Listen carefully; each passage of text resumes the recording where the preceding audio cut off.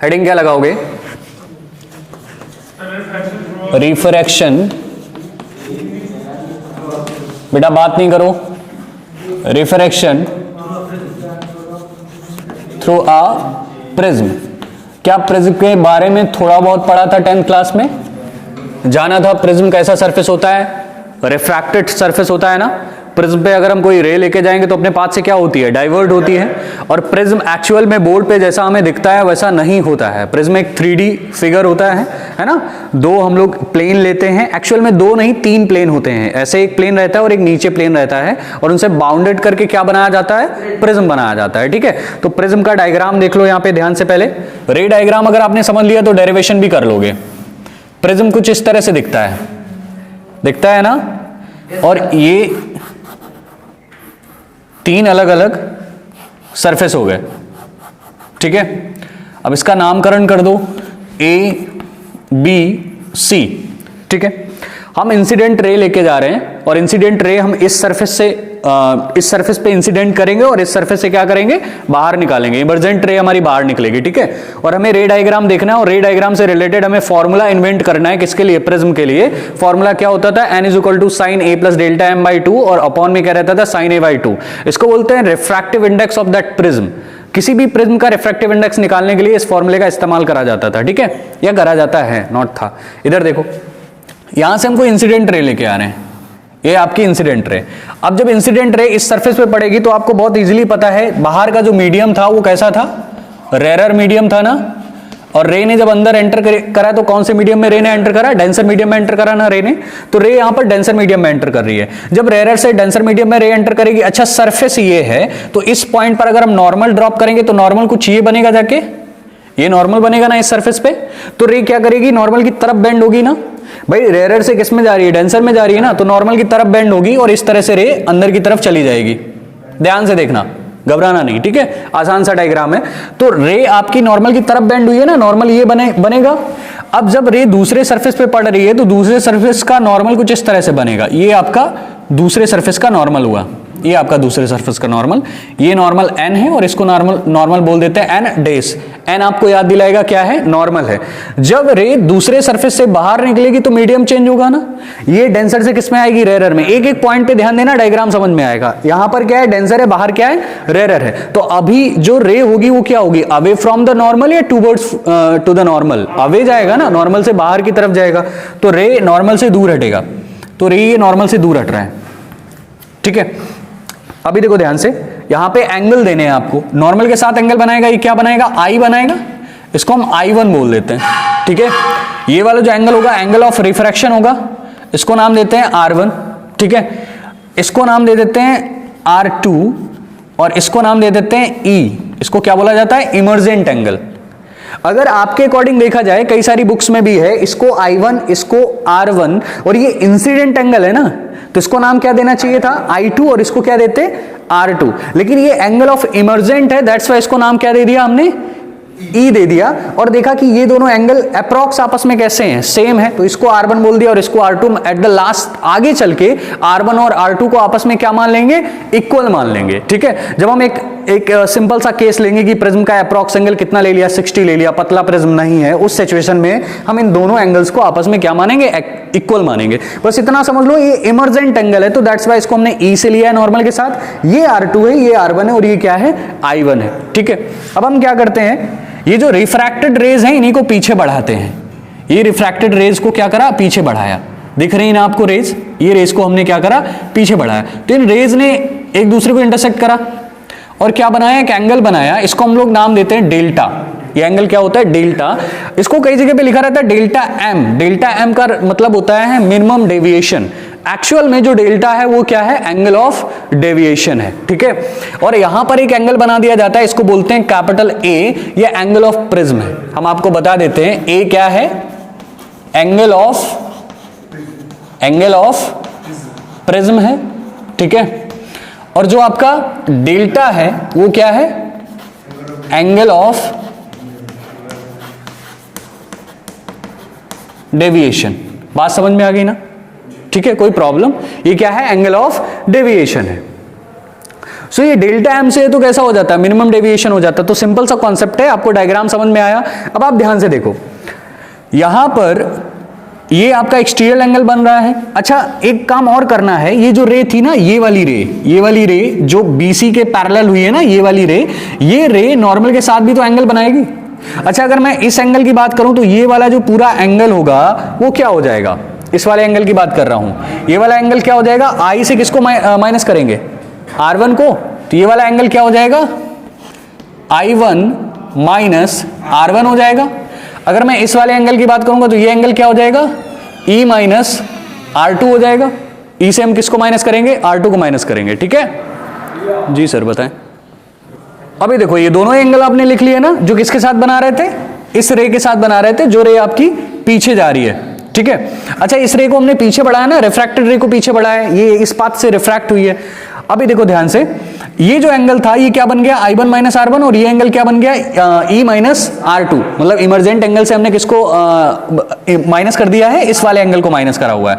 तो अभी देखो I1, चाहो तो इसको सिर्फ I मान के चलें, कोई प्रॉब्लम नहीं है। इसको क्या मान के चलते हैं अपन, I मान के चलते हैं, क्योंकि I1 तभी लिया जाता जब क्या होता, I2 होता। तो I2 तो हमने लिया नहीं, तो दैट्स व्हाई हम सिर्फ और सिर्फ क्या लेंगे, इसको I लेंगे। अब सिंपल सी मैथ की प्रॉपर्टी अप्लाई हो रही है। मैथ की प्रॉपर्टीज कौन कौन सी अप्लाई हो रही है, ध्यान से देखो। ये दो एंगल अंदर बन रहे हैं और ये एंगल बाहर बन रहा है, इनका कुछ नामकरण कर दो।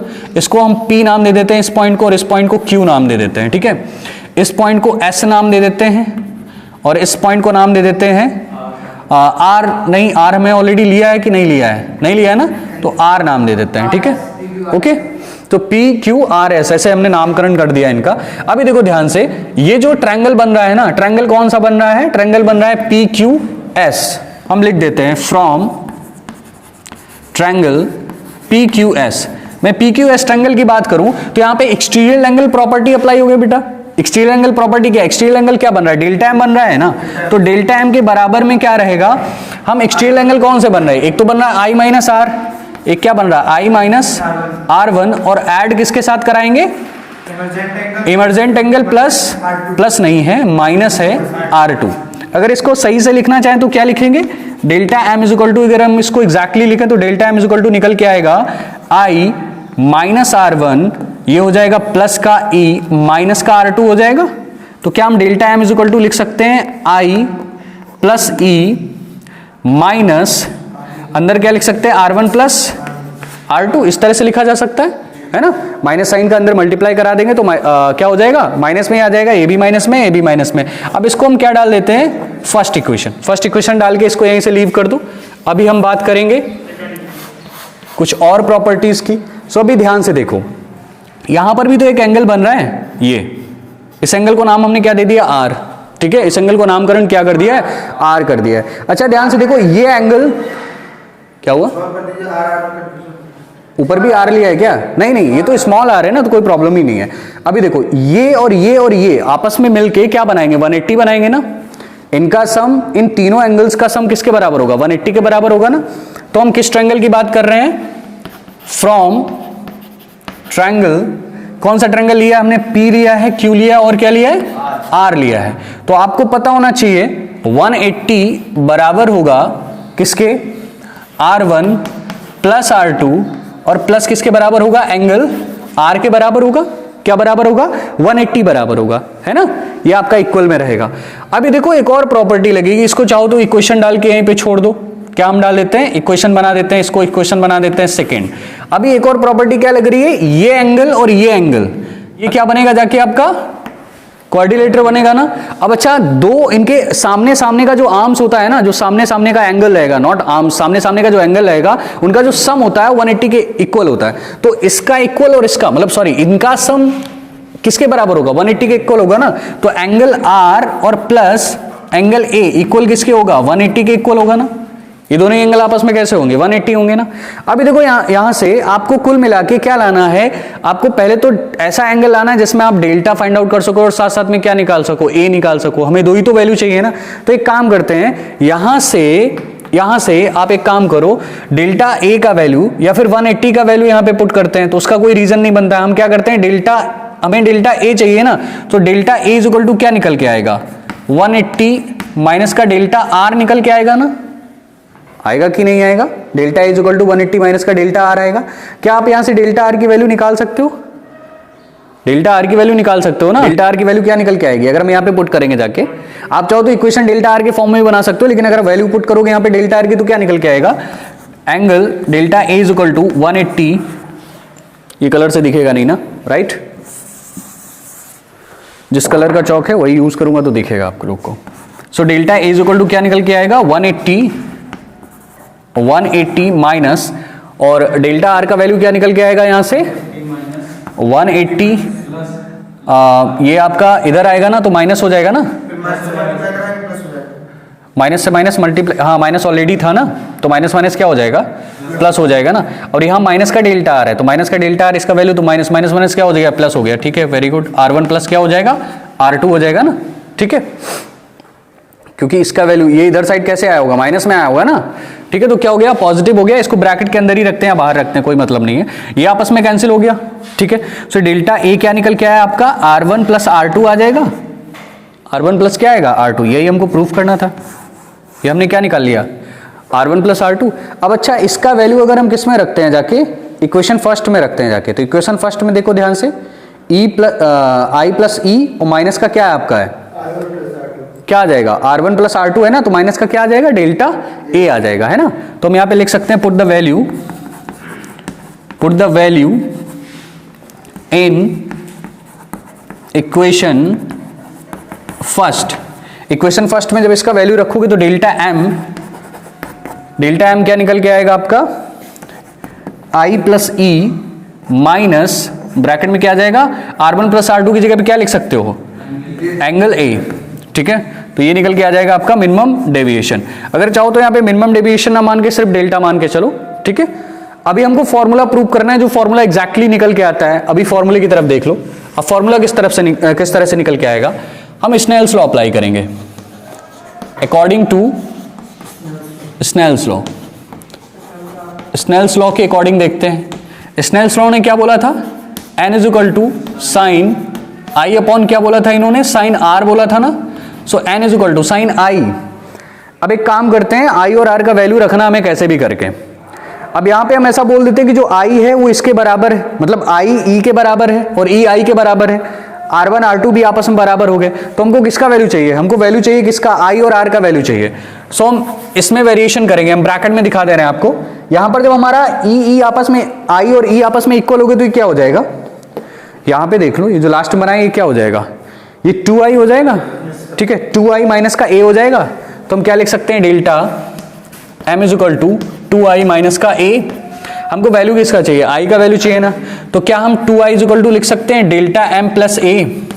क्या हम i इज इक्वल टू लिख सकते हैं delta m plus a by 2 लिख सकते हैं? हमें i पता चल गया। यहाँ से i का वैल्यू हम यहाँ पे जाके रख सकते हैं। अब r का भी वैल्यू ऐसे निकाल लो। R1 प्लस R2 मिलके क्या हो जाएगा? r। हम दोनों एंगल आपस में, हम ये वाले एंगल और ये वाले एंगल इक्वल मान लेते हैं। ये इसके इक्वल मान लेते हैं और ये इसके इक्वल मान लेते हैं। जब हमारा R1 R2 इक्वल हो गया तो ये आपस में इक्वल होंगे ही। ठीक है, क्योंकि according to law of refraction.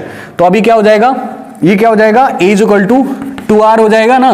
तो क्या r is equal to a by 2 आ जाएगा? अब दोनों ही वैल्यूज अगर यहाँ पे पुट कर दोगे जाके, कहीं पे जगह बच रही है क्या? ठीक है, अभी यहाँ साइड में यहाँ तक का दिखेगा नहीं? दिखेगा, ज्यादा लाइट दिखेगा। यहाँ का दिख रहा है, यहाँ पे देख लो। जब हम दोनों ही वैल्यू रख देंगे जाके तो n इज इक्वल टू हमें क्या मिलेगा? Sine a plus delta m by 2 और अपॉन में क्या मिलेगा? Sine a by 2। बेटा क्या यही फॉर्मूला होता है किसके लिए? रिफ्रैक्शन के लिए। Sorry, not for refraction, for the refractive index. ठीक है, रिफ्रैक्टिव इंडेक्स, किसी भी प्रिज्म का रिफ्रैक्टिव इंडेक्स फाइंड आउट करने के लिए यही फॉर्मूला लगाते हैं। क्या लगाएंगे? n is equal to sine a plus delta m by 2 sine a by 2। ठीक है, नोट डाउन करो इसे फटाफट। कोई बात नहीं, इधर देखो, एक स्पेशल केस की बात करते हैं। स्पेशल केस ये है, इन्होंने बोला है कि अगर हम ऐसा मान लें प्रिज्म कैसा हो जाए? पतला हो जाए, बहुत ज्यादा, मतलब जो प्रिज्म का एंगल है वो 10 से भी कम हो। सुन रहे हैं आप? ठीक है, प्रिज्म का जो एंगल होना चाहिए वो 10 से भी कम हो जाए। तो उस सिचुएशन में क्या फॉर्मूला होगा? ठीक है, इन्होंने बोला है angle of prism less than 10, angle of prism less than 10 degree. ठीक है, सो फॉर्मूला वेरिएट होके क्या होगा बेटा, अगर एंगल हम बहुत छोटा ले लेते हैं प्रिज्म का, ध्यान से देखो, अगर हम एंगल ऑफ प्रिज्म बहुत छोटा लेते हैं तो यहां देखो हम क्या करते थे, हम साइन आई को अप्रॉक्स किसके मानते थे, आई के, साइन आर के, आर को अप्रॉक्स किसके मानते थे, आर के। अगर हम स्नेल्स लॉ में या फिर रिफ्रैक्टिव इंडेक्स जो हमने प्रिज्म का फॉर्मूला निकाला है, क्या निकाला है, N is equal to sine, bracket में क्या रहता है, A plus delta M by 2 और अपॉन में क्या रहता है, साइन ए बाई 2 में साइन साइन खत्म कर दें, ठीक है। सो एन इज इक्वल टू क्या मिलेगा आपको, ए प्लस डेल्टा एम बाई 2 और ए बाई 2, ये इधर जाएगा ये इधर आएगा, कुछ कैंसिल होगा ना आपस में, 2 से 2 कट जाएगा, कैंसिल हो जाएगा, तो क्या मिलेगा आपको, इधर देख लूं, वहां का ज्यादा डार्क दिखता है, आप लोग को दिखाई नहीं देता है, यहां का देख लेता हूं, ठीक है, इस जगह पे देख लो, यहां का एरिया सही है। सो अभी आपको n इज इक्वल टू क्या मिलेगा, a plus delta M by A मिलेगा ना, क्या ये बेटा na हो जाएगा, क्या ये a प्लस डेल्टा एम हो जाएगा, क्या हम delta m is equal to लिख सकते हैं, क्या लिख सकते हैं, na प्लस प्लस नहीं माइनस a। सो यहां से एक काम करते हैं, a को कॉमन ले लेते तो अंदर बचेगा n-1 और बाहर रहेगा a। अगर प्रिज्म पतला है, एंगल ऑफ प्रिज्म बहुत छोटा है, तो उस सिचुएशन में जो आपको मिनिमम डेविएशन निकालना होगा उसका फॉर्मूला हो जाता है n-1 इंटू ए क्या है, angle of prism, delta M क्या है, एंगल ऑफ डेविएशन। तो आप डायरेक्टली ये फॉर्मूला इस्तेमाल करेंगे ना कि ये यूज करेंगे, फिर आप इस फॉर्मूले को यूज ना करके ये वाला फॉर्मूला यूज करेंगे जब प्रिज्म आपका बहुत ज्यादा पतला होगा, ठीक है।